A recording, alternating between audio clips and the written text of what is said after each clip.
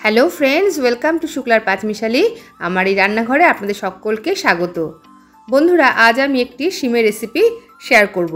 শীতকালে শিমের এই রেসিপিটা না খেলে কিন্তু একদম খাওয়া জমবে না। গরম গরম ভাতের সাথে এই রেসিপিটা থাকলে কিন্তু ফাটাফাটি লাগবে। যে সকল বন্ধুরা রোজ আমার রেসিপিগুলো দেখছেন, আপনাদেরকে অসংখ্য ধন্যবাদ, অনেক ভালোবাসা। আপনারা আমার সঙ্গে থাকবেন, তারা চলুন আমি রেসিপিটা শুরু করি। আমি এখানে 300 গ্রাম মতো শিম নিয়ে নিয়েছি। আর শিমটা আমি দেখুন দুপাশ থেকে এইভাবে কিন্তু কেটে নিচ্ছি। শিমের দুপাশে মোটা যে একটা আঁশ থাকে, সেই আঁশটা কিন্তু আমি এইভাবে তুলে ফেললাম। এবার এই শিমটাকে আমি দু টুকরো করে কেটে নেব। কাটা হয়ে গেলে খুব ভালো করে কিন্তু আমি ধুয়ে নেব। এই রেসিপিটা মোটামুটি সকলেরই আপনাদের জানা, তো আমি কি করে করি সহজ উপায়ে সেটাই কিন্তু আপনাদের কাছে আজকে শেয়ার করছি। রেসিপি যদি আপনাদের ভালো লেগে থাকে, লাইক, কমেন্ট, শেয়ার ও সাবস্ক্রাইব করার অনুরোধ থাকলো। বেল বাটনটা প্রেস করে দেবেন, সঙ্গে অল বাটনটাও প্রেস করে দেবেন, তাহলে যখন নতুন কোনো রেসিপি আমি আপলোড করব সবার আগে আপনার কাছে নোটিফিকেশান পৌঁছে যাবে। কড়াইতে বেশ কিছুটা পরিমাণ গরম জল করতে বসিয়ে দিয়েছি। এবার আমি কেটে রাখা শিমগুলো এই গরম জলের মধ্যে দিয়ে দেব। 5 থেকে 7 মিনিট মতো আমি মিডিয়াম ফ্লেমে শিমগুলো ভালো করে সিদ্ধ করে নেব।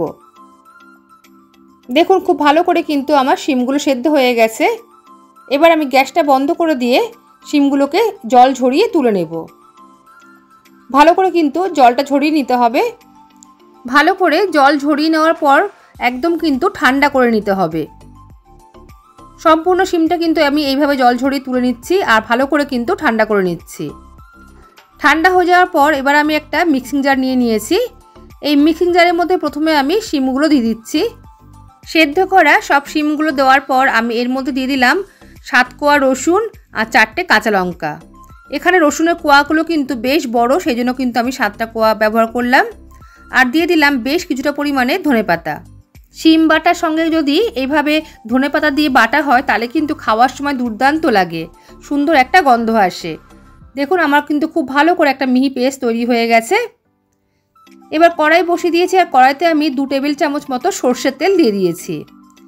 তেলটা গরম হয়ে গেলে প্রথমে আমি একটা শুকনো লঙ্কা একটুখানি ছিঁড়ে দিলাম আর একটা গোটা শুকনো লঙ্কা দিয়ে দিলাম।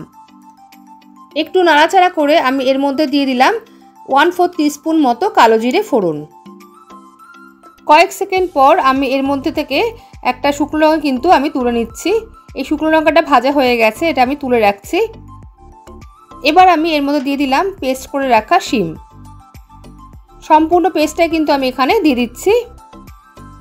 এই সময় কি করতে হবে, গ্যাসের ফ্লেমটা কিন্তু একদম কম করে রাখতে হবে, কারণ প্রথম দিকে কিন্তু শিমটা দেওয়ার পরে বেশ ফুটতে থাকে, তখন কিন্তু ছিটে গায়ে চলে আসতে পারে। তো এই সময় গ্যাসের ফ্লেমটা কম করে রেখে 3-4 মিনিট ভালো করে কিন্তু কষিয়ে নিতে হবে। এরপর আমি দিয়ে দিলাম সামান্য একটুখানি হলুদ দিয়ে এবার আমি আবারও ভালো করে নাড়াচাড়া করব। রান্নাটা কিন্তু একটু সময় ধরে করতে হবে। গ্যাসের ফ্লেমটা প্রথম দিকে কম করে দিয়ে বেশ কিছুটা সময় ধরে কিন্তু নাড়াচাড়া করতে হবে। এবার আমি দিয়ে দিলাম স্বাদ মতো নুন দেওয়ার পরে এবার আমি আবারও কিন্তু ঠিক এইভাবেই নাড়াচাড়া করতে থাকবো। এইভাবে নাড়াচাড়া করতে করতে দেখবেন একদম শুকিয়ে যাবে। দেখুন কতটা শুকিয়ে গেছে। এবারে গ্যাসের ফ্লেম মিডিয়ামে রেখে 5 থেকে 7 মিনিট আরও ভালো করে নাড়াচাড়া করে শুকিয়ে নিতে হবে। দিয়ে দিলাম 1/2 টিস্পুন মতো চিনি দিয়েও কিন্তু আমি সমানে নাড়তে থাকবো। প্রায় 5 থেকে 7 মিনিট পর্যন্ত মিডিয়াম ফ্লেমে এভাবে নাড়াচাড়া করতে করতে কিন্তু দেখুন অনেকটাই শুকিয়ে গেছে। এর থেকে বেশি কিন্তু আমি আর শুকনো করব না। এবার আমি একটা বাটিতে তুলে নেব। গরম গরম ভাতের সাথে এই শিম ভর্তা বা শিম বাটা থাকলে আর কিচ্ছু লাগবে না, এতটাই খেতে ভালো হয়।